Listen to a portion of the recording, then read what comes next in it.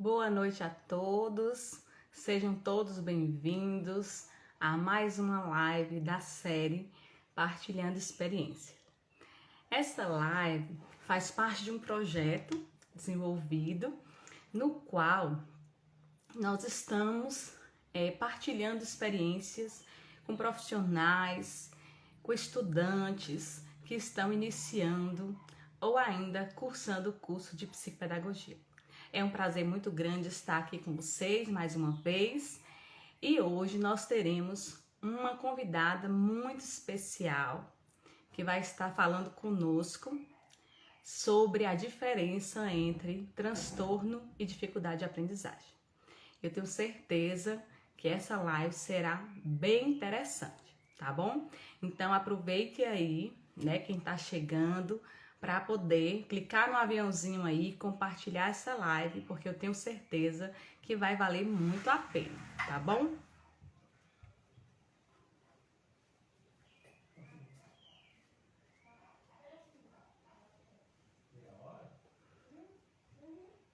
Boa noite para quem está chegando. A nossa convidada especial já está aqui, né? Ela daqui a pouquinho eu vou chamá-la. Então sejam todos bem-vindos, sintam-se acolhidos. É muito importante que vocês estejam aqui, pais, educadores, enfim, todas as pessoas que convivem direto ou indiretamente com crianças devem estar nessa live, porque essa live é para todos, tá bom? Às vezes as pessoas pensam que as lives são apenas para profissionais ou estudantes da área. Mas eu sempre falo para todas as pessoas que eu gostaria muito que essa live atingisse não só profissionais, professores, psicopedagogos, mas principalmente, e sobretudo, para pais, né, que têm crianças em casa e que precisam compreender um pouco mais sobre o processo de desenvolvimento infantil. Eu costumo dizer que deveríamos ter um curso antes de ter a maternidade, tanto para pais quanto para mães também. A gente deveria fazer um curso, né, para ser pais e mães, para que a gente possa aprender como é que é o desenvolver da criança, como que a criança desenvolve. Boa noite, Celina. Oi, amiga, boa noite, seja bem-vinda. Letícia, que carinho, meu. Letícia, minha aluna. Jane, sejam todos bem-vindos. Margarete, Laura, Lori, também estudante de pedagogia. Muito bacana, né? A gente vê as pessoas chegando e participando conosco. É muito importante isso, né? De fato, a gente sabe que acho que eu dei uma paradinha aqui, não foi? Pessoal, me fale aí se tá tudo ok, se vocês conseguem ouvir direitinho, se a imagem tá boa. Ei, Lê, também tô com muita saudade, querida. Muita saudade, né? Os professores não esquecem nunca dos seus alunos, principalmente aqueles que são os primeiros alunos que nos ajudam a aprender como dar aula, né? Quem é professor sabe do que eu estou falando. Aquela primeira turminha que nos ensina tudo sobre dar aula. Então, gente, vamos começar, né, a nossa live. Eu pretendo deixar ela gravada, então as pessoas que forem entrando depois, eles podem ver o início, né, depois. Então, vamos lá, sejam todos bem-vindos mais uma vez. Fiquem à vontade para participar, quiserem fazer pergunta, né? Então, nós vamos abordar o tema hoje sobre a diferença entre transtorno e dificuldade de aprendizagem. A gente percebe que muitas pessoas, elas não sabem essa diferença entre a dificuldade de aprendizagem e o transtorno de aprendizagem. Muitas pessoas, e até profissionais da educação também, às vezes confundem, né, a dificuldade, o transtorno com um jeito diferente do aluno ser. Quantas vezes, né, eu já vi professores relatando que o aluno é impossível, que o aluno não consegue se concentrar, e muitas vezes a gente acaba rotulando esses alunos como alunos desatentos, como um aluno que não quer aprender, que não tem vontade, né, não está estimulado. Poucas vezes a gente se atenta para uma dificuldade de aprendizagem ou até mesmo para um transtorno de aprendizagem.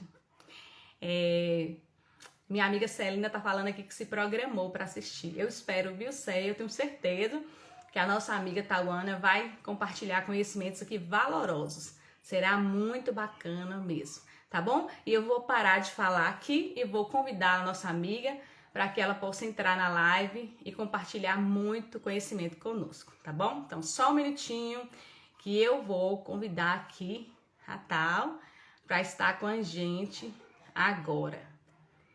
Gente, olha, só para quem não acompanha, quem nunca assistiu as nossas lives, essa live faz parte de uma série de lives, né?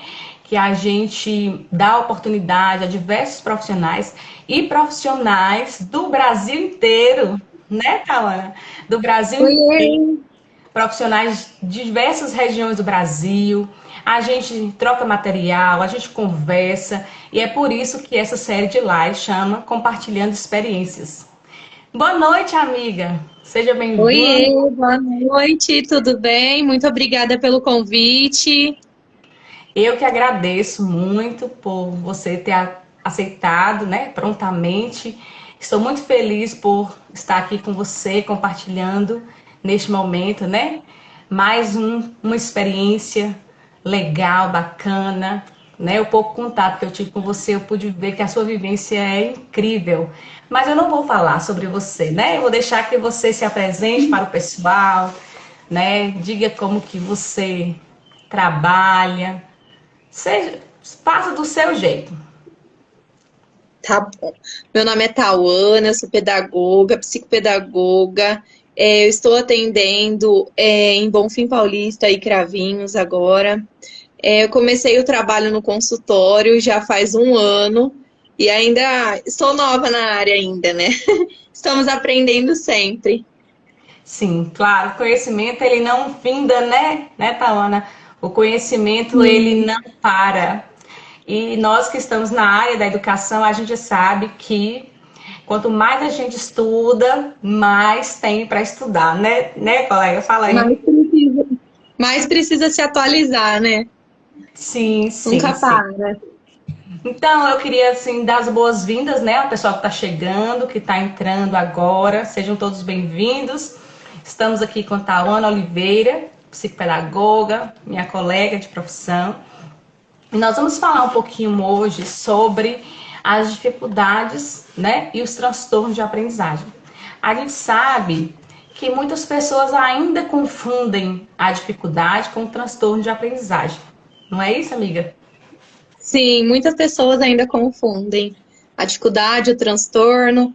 A dificuldade é algo externo, né? E o transtorno é interno. Então, a descalculia, a desortografia, a disgrafia é um transtorno, não é uma dificuldade.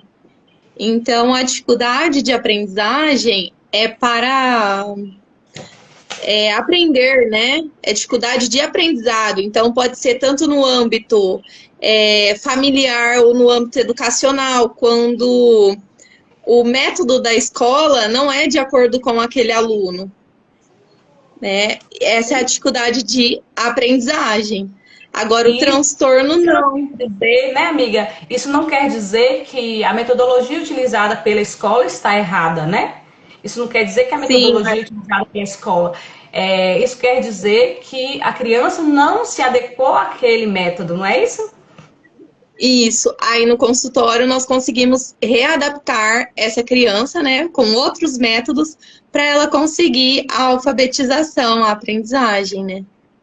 Exatamente. Porque eu gosto muito de deixar isso claro, amiga, porque muitas pessoas, quando a gente faz um laudo, né, quando a gente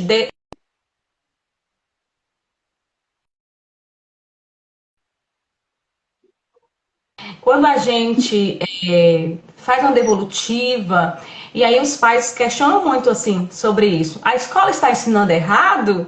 né? Quando a gente fala que o método, talvez que o método aplicado não está adequado para a criança.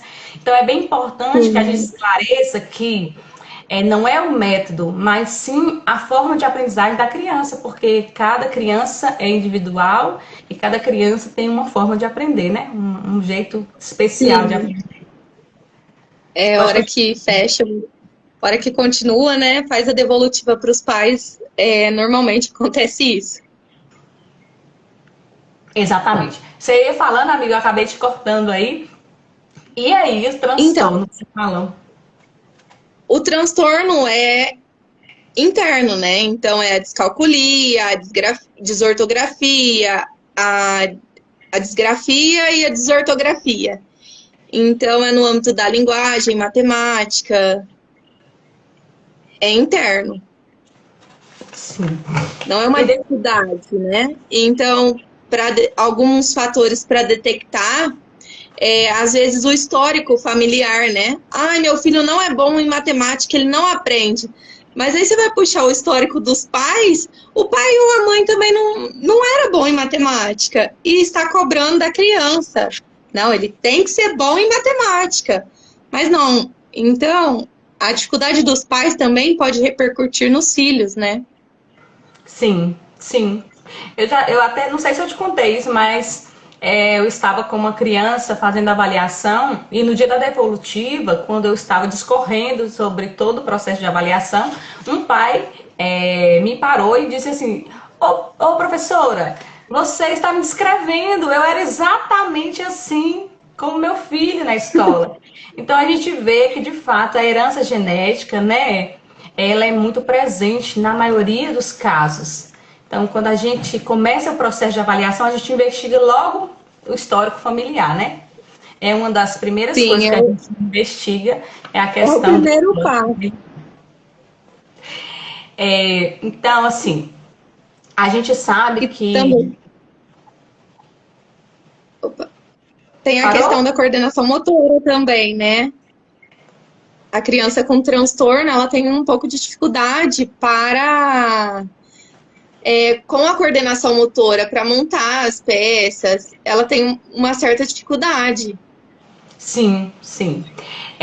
E assim, quando a gente está ali no atendimento, quando a gente observa a criança, o caminhar da criança, né? A pega da criança no material. Então, tudo isso já nos chama muita atenção, né? Sim, a sequência, né, que eles vão montar o jogo, as cores, isso chama muita atenção. É, verdade, verdade mesmo. Sim, então, então é o seguinte, a gente, para identificar, né, essa dificuldade ou possível transtorno, né, a gente precisa fazer todo um processo de avaliação. Eu queria que você falasse um pouquinho sobre esse processo de avaliação, como que é o seu processo de avaliação, como que você, né, usa esse protocolo para poder identificar essa diferença entre a dificuldade e o transtorno. Como que a gente faz para poder identificar isso?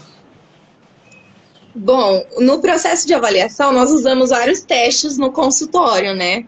Foi como eu falei, os internos, que são a descalculia, desortografia, disgrafia. Nós precisamos fazer vários testes. E para auxiliar nesse processo, nós vamos fazendo os testes com as crianças para ver como que eles vão reagir, né? Como eles vão responder a cada teste. Então, no consultório eu uso muito história, arte terapia,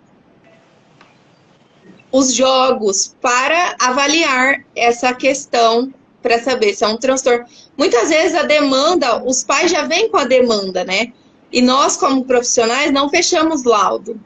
O psicopedagogo ele não fecha laudo. Ele levanta a hipótese, mas nunca fecha um laudo. Exatamente. Eu sempre brinco, né? Porque a gente usa muito a palavra diagnóstico psicopedagógico. E eu particularmente utilizo muito essa palavra. E muitas pessoas, eles mandam para mim mensagem no direct dizendo assim: ué, Leide, mas psicopedagogo dá diagnóstico? Aí eu sempre respondo assim: claro que o psicopedagogo dá diagnóstico. Só que o diagnóstico do psicopedagogo é um diagnóstico voltado à questão da aprendizagem. O psicopedagogo, ele não fez diagnóstico médico, né? Ele não fez diagnóstico médico, ele não detecta ali as patologias, né? Os transtornos, que tem que ser os médicos especialistas para isso. Mas o diagnóstico psicopedagógico é voltado para as dificuldades de aprendizagem, as habilidades desenvolvidas pela criança, né? O nível de aprendizagem, a questão cognitiva. Então, essas questões é que estão no diagnóstico do psicopedagogo. Né? Então, é bem importante esclarecer isso para que as pessoas não entendam que a gente diagnostica doenças, né? A gente não está aqui para isso. Nem questões também, as questões psicológicas. As pessoas também confundem muito o psicopedagogo com o psicólogo, né? Às vezes eu chego muito. Doutora e fala, doutora, então a senhora trata, né, a questão da cabeça. Eles usam esse termo, né, a questão da cabeça. Eu gosto de deixar bem claro. Por isso que eu gosto muito de ser chamada de professora. Eu gosto que as pessoas me tratem como professora, justamente porque já tira, né, essa visão de que nós estamos dentro da medicina. Não. Somos profissionais que estão entre a educação e a saúde, mas nós temos as nossas especificidades, nossos protocolos, né? Sim, é verdade. Confundem muito ainda, né? O psicopedagogo com o médico. E nós não somos nós somos psicopedagogos, nós trabalhamos com a aprendizagem, a dificuldade de aprendizagem. Apesar de fazer parceria, né, com esses profissionais, a gente trabalha em parceria com esses profissionais, mas cada um na sua área, né, na sua habilidade. É um trabalho. Eu falo que o psicopedagogo é um trabalho multidisciplinar, você não faz o trabalho sozinha. Você precisa dos professores, dos alunos ou pacientes, tem gente que fala paciente, tem gente que fala aluno. Nós precisamos do relato da família, dos amigos, assim, né, dos profissionais da educação, porque sozinhos não conseguimos fazer nada. Exatamente. E é um trabalho multidisciplinar mesmo, é família, psicopedagogo, escola, para conseguirmos obter o resultado. Isso. O pessoal tá gostando, viu, Taone? O pessoal tá dizendo que tá gostando muito, muito bem. Gente, ó, vão deixando aí suas perguntas, seus comentários, tá? Tô acompanhando aqui direitinho, né? Às vezes eu interrompo ali a colega, mas vocês podem ficar à vontade para poder perguntar. A gente tá aqui para responder, né, amiga? É verdade, pode fazer perguntas. Tá.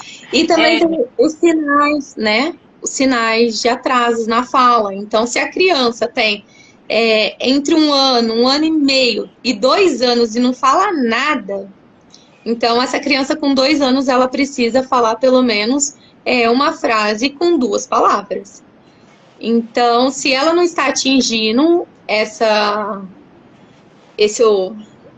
parâmetro, né? Mais ou menos, então é um sinal de alerta aí. E também se a criança fala muito errado. Então, se a criança tem entre 3 e 4 anos e está falando muito errado, com uma fala muito alterada, muito atrasada, com inversões, em vez dela falar melancia, ela fala mecancia, sabe? Muitas trocas. Então, é outro sinal de alerta. Sim, e é importante também, amiga, a gente falar que esta é uma habilidade que pode ser identificada pelos pais, né? Pela família. Sim, pode ser identificada pelos pais. Às vezes chegam crianças no nosso consultório e quando a gente vai avaliar, a gente percebe, né, no histórico, quando a gente vai fazer a anamnese, a gente percebe que a criança demorou séculos para falar e a família não percebeu. Precisou a criança chegar na escola, né? Precisou a criança chegar até a escola para que a escola pudesse identificar esse atraso. Então é muito importante o que você falou, essa questão da fala é muito importante mesmo. Por isso que eu estou aqui reforçando, porque eu acredito que essa é uma das habilidades que a família pode identificar, além das outras também, né? Mas a família precisa estar atenta, precisa se envolver no desenvolvimento infantil, porque quando a família ela tem conhecimento acerca do desenvolvimento infantil, este atraso ele pode ser tratado precocemente. Porque o atraso Sim. na fala, ele vai atrapalhar a criança no seu processo de aprendizagem, e isso pode levar ela a uma dificuldade maior, né, no seu desenvolvimento da aprendizagem. Sim, é muito importante. Se a família tem esse olhar assim rápido, né, nós conseguimos trabalhar o mais rápido com essa criança. Não precisa esperar ela chegar na escola para o professor identificar, e às vezes nem identifica ainda, demora para ver algum desses transtornos, né? Sim, sim. Eita, assim, e aí, o que que acontece? Depois que a gente faz, né, é, essa avaliação inicial, que a gente percebe essas possíveis, né, esses possíveis atrasos, como é que se dá, né, esse processo? Como é que a avaliação procede? Bom, aí depois nós começamos com as intervenções. Então, cada paciente ou aluno será uma intervenção diferente. Então, na hora que você fala transtorno, nossa, eles já ficam assustados, assustam muito. É uma palavra forte, né? Mas no consultório nós conseguimos fazer as intervenções certas para aquele transtorno e para as crianças conseguirem se desenvolver. Sim, claro.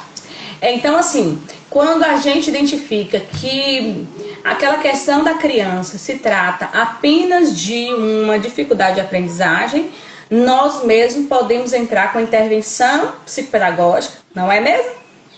Sim, o E aí psicopedagogo já depois, entra com quando a gente isso. identifica que passa de uma dificuldade de aprendizagem, aí a gente encaminha. Como é que dá esse encaminhamento? Como é que é esse processo, né, de encaminhamento? Só que para que as pessoas elas possam se situar aí nessa questão aí. Tá, depois de as intervenções, você faz a intervenção e você vê que você não vai conseguir trabalhar sozinho, porque às vezes você precisa encaminhar para uma fono, às vezes para um psicólogo, às vezes para o neuro. Então, é um trabalho multidisciplinar que nós não trabalhamos sozinho. Então, hora que você fala, descalculia, vamos fazer intervenções em cima da descalculia. Então, que tipo de intervenção nós vamos usar? Vamos fazer os testes com essa criança. Vamos ver como que essa criança está reagindo a cada teste. Vamos entrar com jogos e intervenções. Vejo que só o atendimento psicopedagógico, estou tendo resultado, mas preciso de ajuda. Vou encaminhar para uma fono. E assim vai surgindo os encaminhamentos conforme a demanda do paciente. Sim, certo, isso mesmo. Eu queria muito que você falasse um pouquinho para o pessoal, principalmente para os pais, né, que não entendem muito como que funciona isso. A gente chama de devolutiva, né? A gente chama de devolutiva aquele momento que a gente fecha ali o diagnóstico e que aí a gente chama, né, a família ali. Para que é que a gente chama essa família? Explica aí pro pessoal para eles entenderem o que acontece numa devolutiva psicopedagógica. Sim, ó, na devolutiva, nós fizemos as intervenções, aplicamos os testes e depois vamos fazer essa devolutiva para os pais. No dia da devolutiva, os pais já falam assim: Meu Deus, o que aconteceu? Eles já assustam. Mas nós sempre avisamos antes: olha, nós vamos fazer os testes e depois nós vamos chamar os pais, que são vocês, para fazer essa devolutiva. Então, nessa devolutiva, nós vamos passar as orientações para os pais de como proceder. Às vezes mandamos alguns encaminhamentos para a escola de como proceder com esses alunos, porque a escola às vezes não tem muito recurso para fazer essas intervenções. Então, nós, como psicopedagogos, fazemos essas intervenções. Então, se precisar adaptar a apostila, nós vamos adaptar. Se precisar mudar a criança de lugar, às vezes o professor não sabe dessa dificuldade dessa criança, desse transtorno. Então, nós que vamos fazer essa intervenção com a escola, para saber como essa criança está lá na escola, como que ele reage em casa, e fazer essa devolutiva para os pais. Sim, eu acho que a devolutiva é um momento muito importante, né? Sim, Eu costumo falar assim, calma, quando os pais chegam na sala para devolutiva, parece que eles vão receber ali uma bomba, né? E sim. aí, É muita que qualquer erro ali do psicopedagogo, qualquer fala errada, é uma responsabilidade, é um peso que nós carregamos, né? Essa devolutiva para os pais tem que ser muito bem pontuada, porque uma palavrinha que eu falar errado, eles já entendem de outra forma e já vão procurar outros recursos além do que nós, psicopedagogos, podemos oferecer. exatamente. Celina está falando aqui quanta responsabilidade nesse momento, né? Sim, sim, é muita responsabilidade. E além da gente ter, né, todo esse processo de avaliação, a gente também tem que se preocupar com a questão emocional da família que vai receber essas informações. E assim, eu costumo dizer o seguinte: não é fácil para uma família que tem uma criança com algum transtorno, né? Porque a dificuldade, como você falou, é algo externo. Então, algo externo é muito mais fácil de você lidar. Mas quando passa a ser algo interno, né? Porque a gente, não sei, a gente não falou no início, mas eu vou falar aqui agora, que os transtornos de aprendizagem são neurobiológicos, né? Então são neurobiológicos, não é algo que a gente deseja nem que adquiriu por acaso, né? A criança já nasceu com esse processo, né? E aí o que acontece? Ela precisa de atendimento. Então, às vezes, um transtorno de aprendizagem ele vai necessitar ali de fono, do apoio do psicólogo, do apoio do neuropediatra e ainda o apoio psicopedagógico. Então, levando em consideração o histórico familiar que o Brasil apresenta, né, a condição socioeconômica da maior, né, a maioria da família do Brasil, a gente entende que não é fácil, né, lidar com todo esse processo.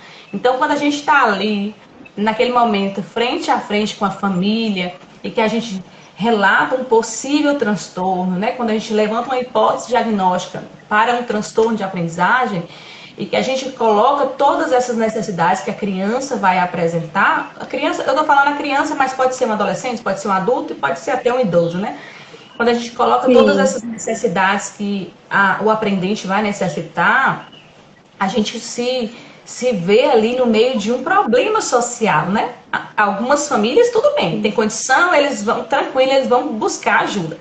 E mesmo as que têm condição, eu queria levantar uma questão aqui muito importante, mesmo as que têm condições, Tawana, não sei se é o seu caso, mas eu já tive situação assim, que para os pais é muito mais fácil deixar para lá, porque tem sim. trabalho, é trabalhoso levar a criança no atendimento, buscar a criança no atendimento, seguir todas as orientações dos profissionais em casa, né? Porque a rotina tem que mudar.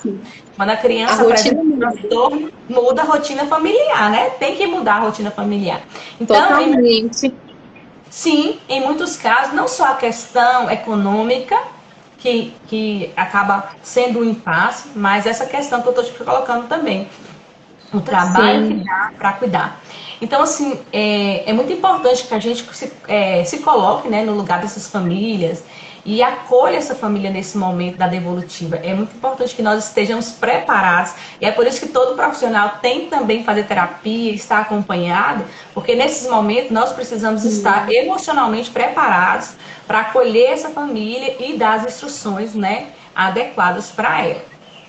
Sim, porque cada família vai ter uma reação, né? E tem famílias Cada também que não família querem nem confiar no seu parecer, né, Tawana? Tem isso ainda. sim, Tem né? Tem família, família. tem família que não vai confiar no seu parecer, que vai buscar outro profissional para validar o que você disse, né? E é nesse momento Sim, importante que a gente tenha certeza do que a gente está fazendo. Então, quando Celina coloca ali que é uma responsabilidade, viu, amiga? É muita responsabilidade, porque a gente precisa fazer um levantamento de informações, e dentro desse levantamento de informações, a gente precisa fazer ali uma correlação, né? Para levantar uma sim. hipótese, para levantar ali uma dificuldade ou um possível transtorno. De fato, é muita responsabilidade para o psicopedagogo. Muita responsabilidade. Boa noite para Leandro. Leandro está entrando aqui dando boa noite. Aproveito para dar boa noite a todos que entraram depois, que eu não dei boas noites, dizer que sejam todos bem-vindos. Fiquem à vontade para perguntar, né? Para poder participar conosco também, né? Tal. E aí, o seguinte, né? Depois que a gente fez a parte avaliativa, né? Você falou aí dos instrumentos utilizados, você falou aí dos aspectos, né, que devem ser observados para se chegar a um possível diagnóstico. E depois que a gente tenha feito essa devolutiva, né, aí vem todo o processo de intervenção, né, todo o processo de intervenção, o planejamento agora, né?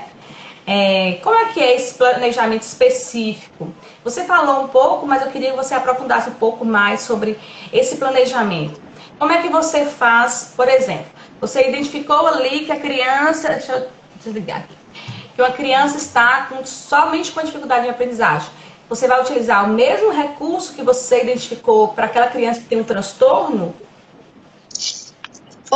As intervenções são diferentes. Então, nós trabalhamos muito com jogos, para não ficar a mesma coisa da escola, porque o consultório não é escola. E a criança vai no consultório, ela quer aprender de outra forma. Se lá na escola é lousa e papel, caderno, no consultório precisa ser diferente. No consultório eles aprendem muito brincando. Então o planejamento é feito muito através de jogos, através de histórias. Então, às vezes, eu uso alguns jogos sim, com crianças que têm dificuldade de aprendizagem e utilizo o mesmo jogo com as crianças que têm transtorno de aprendizagem.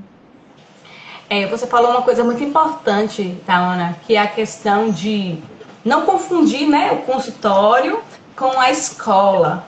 Muitas pessoas confundem a psicopedagogia com o reforço escolar.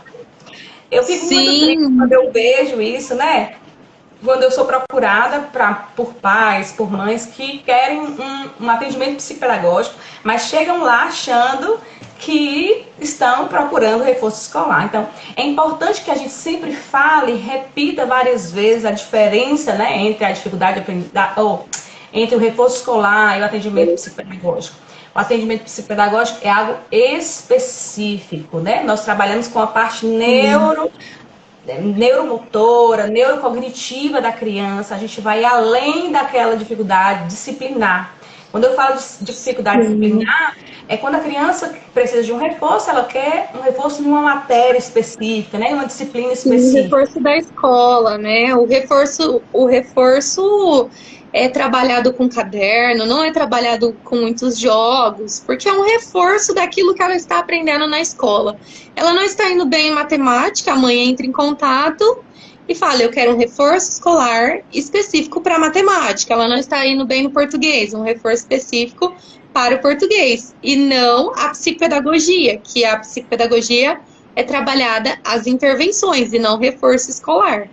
Exatamente.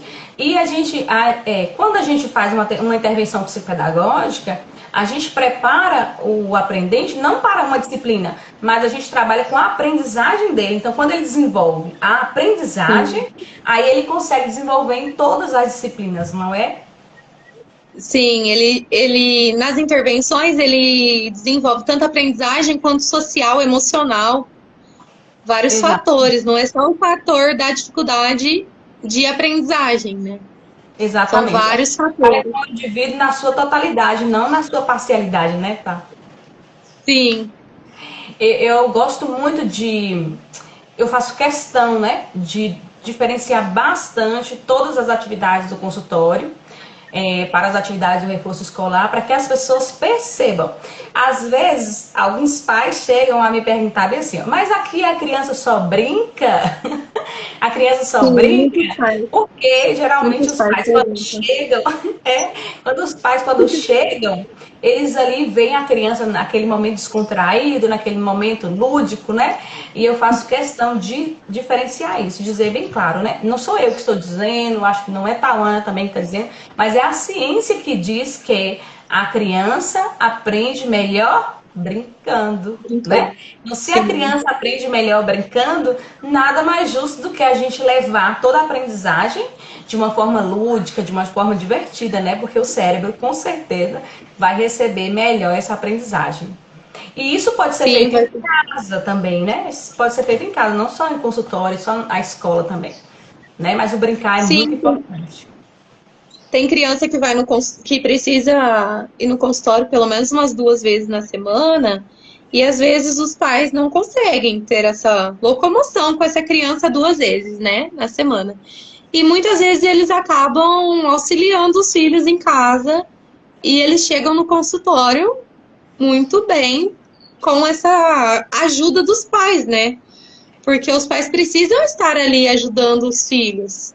Claro, e é uma função nossa também orientar a família, né? Dar subsídios para que a família possa estar colaborando e ajudando de forma efetiva, né? Eficaz. Quando eu faço a devolutiva, eu falo com os pais bem assim: olha, pai, 50% é minha parte e 50% é a parte de vocês. Então, se eu fizer só 50%, o trabalho vai ser pela metade. Então, tem que mudar a rotina Sim, familiar, né? Vânia tá aqui concordando com a gente, tá dizendo que é verdade, né, Vânia? A gente tá indo bem aqui, falando, né, verdade. Então, a nossa troca de experiência é, de fato, aquilo que acontece conosco, né? Nós não estamos aqui fazendo sim, uma live técnica. Eu sempre falo isso porque as pessoas ficam esperando, né? Aqui a gente não está aqui para fazer uma live técnica, trazer conteúdo teórico. A gente está aqui para partilhar experiências, para contar como que é a nossa rotina, como é o nosso trabalho, tá bom? Então fiquem, pessoal, à vontade, né? Nós já estamos quase finalizando a nossa live, mas eu queria que as pessoas ficassem à vontade sim. para colocar suas opiniões, fazer perguntas, né? A nossa amiga Tawana também, se quiser fazer aí suas considerações, fique à vontade, amiga. Não, pode fazer as perguntas, nós estamos aguardando. Alguém quer fazer alguma pergunta? É aqui, o povo tá muito quietinho hoje, caladinhos, o povo, mas tem muita gente aqui.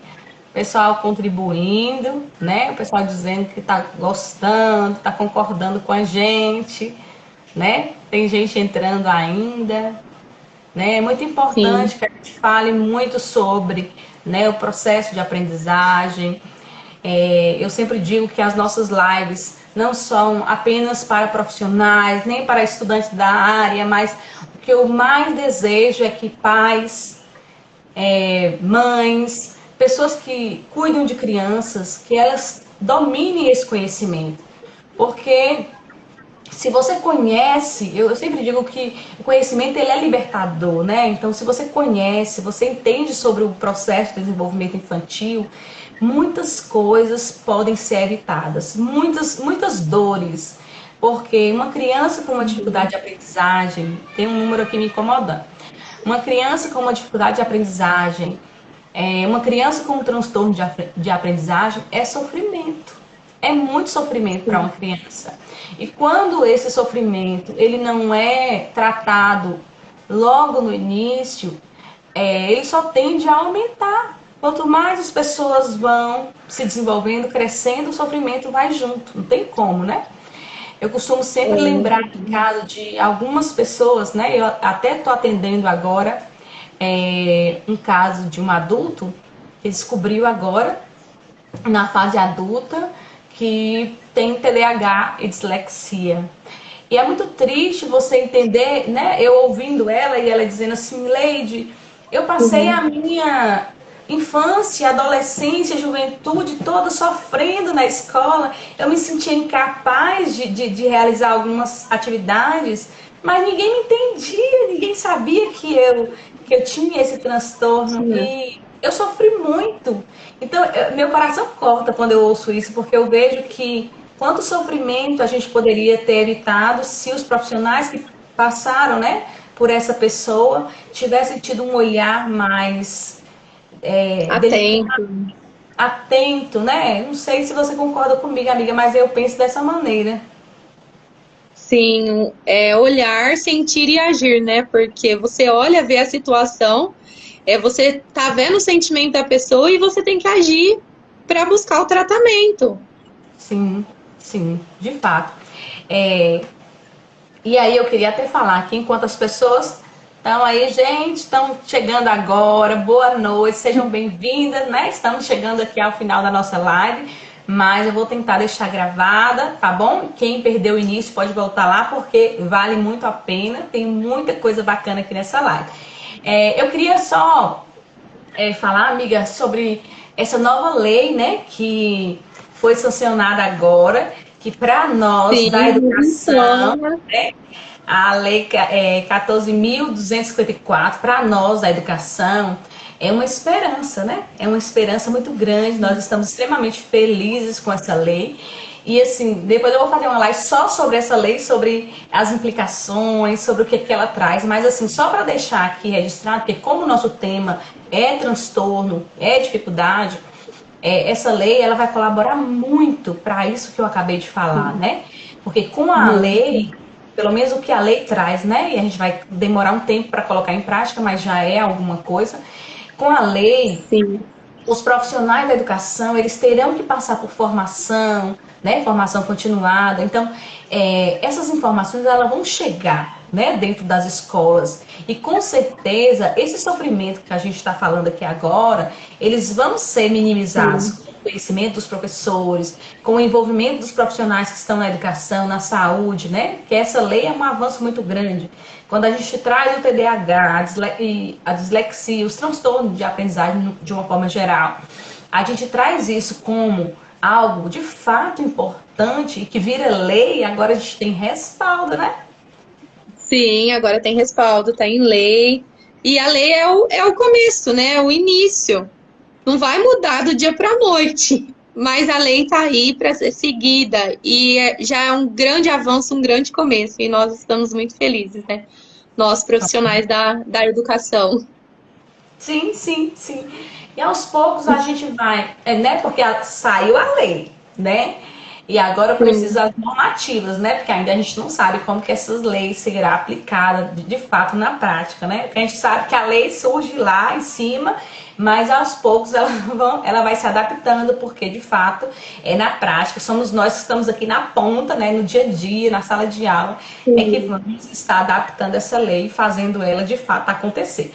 Mas assim, a gente fica muito feliz com essa lei porque é um sinal de que as nossas crianças, que nós estamos tendo respaldo, né? Que as nossas crianças serão assistidas agora, porque os planos de saúde, por exemplo, é uma luta muito grande dos profissionais com os planos de saúde, né, Tawana? Porque eu sim, vejo os demais. profissionais. Eu não tenho esse problema aqui, né? Porque a maioria o município disponibiliza, tem um centro de atendimento especializado, e mesmo antes da Sim, lei, a equipe multiprofissional já atendia as crianças com TDAH, com dislexia, com todo tipo de transtorno, já atendia, mas atendia de uma forma, né, boa vontade.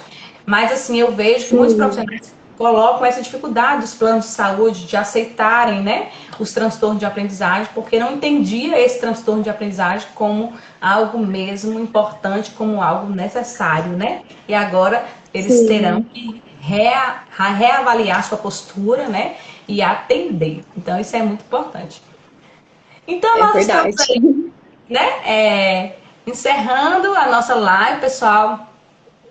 Não quer fazer perguntinhas, né, gente? Estão caladinhos aí porque tá Hoje tudo ninguém bem. vai fazer pergunta. Tá tudo aí, né? Provavelmente a gente esclareceu muito bem, né? Ah, Andréia! Andréia, oi, querida. Boa noite, meu amor. Seja bem-vinda. Então, assim, nós estamos encerrando aqui. Nossa amiga Celina falou que foi maravilhoso esse avanço, né? Ela deve estar se referindo à lei, com Sim, certeza é um grande avanço, né? E a gente fica maravilhado porque em meio a tantos problemas, tantas tristezas no nosso Brasil, né? Tantos desmando que a gente vê aí, a gente está vendo pelo menos uma coisa na educação para a gente se alegrar, né? Para a gente ter um pouquinho de para esperança. Então, comemorar. sim, sim, a gente precisa comemorar, né? Dani está Sim, dizendo aqui, parabéns. Obrigada, Dani. O pessoal obrigada. está pensando aqui, se manifestando Leide, aqui.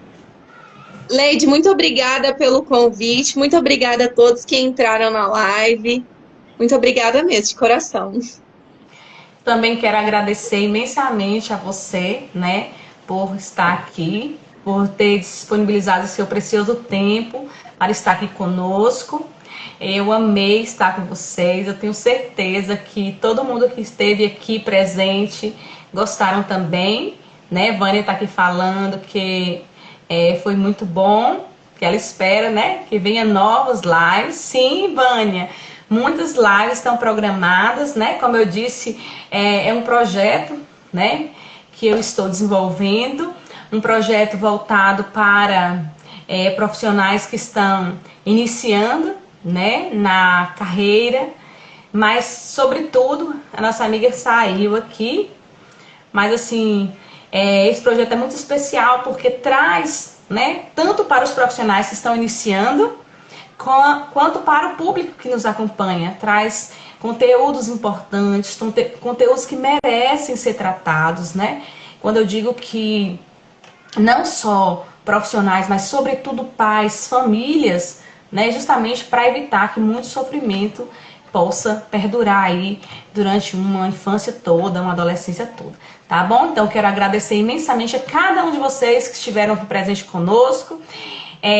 Amanhã, quarta-feira, terei uma nova live também, onde estaremos abordando o tema TDAH, né? Então todos são convidados a estar conosco, vai ser uma live muito bacana, com uma pessoa também muito bacana, e eu espero que vocês tenham gostado, que a gente possa contribuir de alguma forma, né?